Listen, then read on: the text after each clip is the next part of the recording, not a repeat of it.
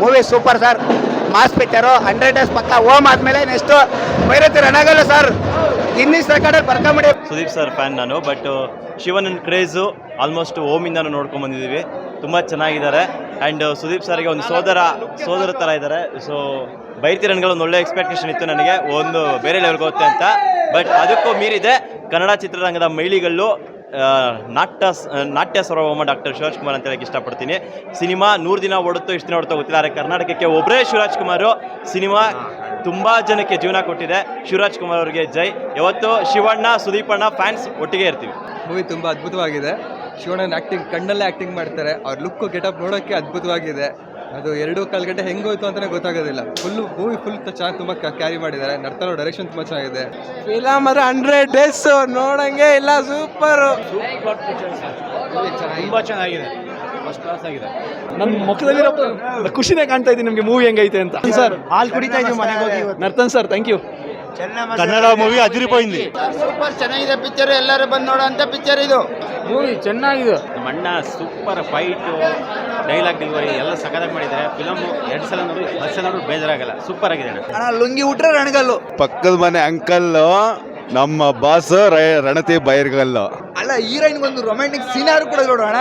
Song ಇಲ್ಲ ಅಂದ್ರೆ ಪರವಾಗಿಲ್ಲ ಅಣ್ಣ. Shivaraj Kumar acting super, story ಚೆನ್ನಾಗೈತೆ ಸರ್. ಸಿನಿಮಾ ಸೂಪರ್ ಆಗಿದೆ. ಫಸ್ಟ್ ಹಾಫ್ ಅಂತೂ ಎಲ್ಲ ಕಣ್ಣಲ್ಲಿ ನೀರು ಬಂದ್ಬಿಡ್ತಿದೆ. ಸೆಂಟಿಮೆಂಟ್ ಇದೆ, ತಾಯಿ ಸೆಂಟಿಮೆಂಟು, ಲವ್ ಸೆಂಟಿಮೆಂಟು, ಪ್ರತಿಯೊಂದು ತಂಗಿ ಸೆಂಟಿಮೆಂಟ್ ಅಂತೂ ಇನ್ನೂ ತುಂಬ ಚೆನ್ನಾಗಿದೆ.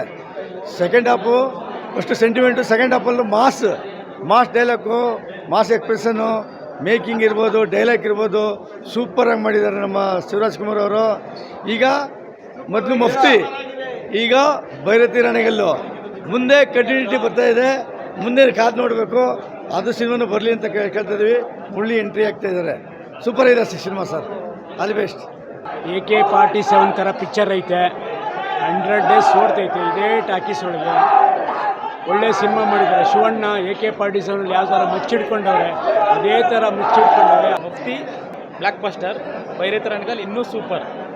ಬರೀ ರಣಗಲಲ್ಲ, ಕನ್ನಡ ಚಿತ್ರರಂಗದ ಮೈಲಿಗಲ್ಲು. ಇನ್ನೊಂದು ಟೈಟ್ಲು ರಿಜಿಸ್ಟರ್ ಮಾಡಿ, ನಮ್ಮ ಚಿತ್ರರಂಗದ ಮೈಲಿಗಲ್ಲು ನಮ್ಮ ಶಿವಣ್ಣ.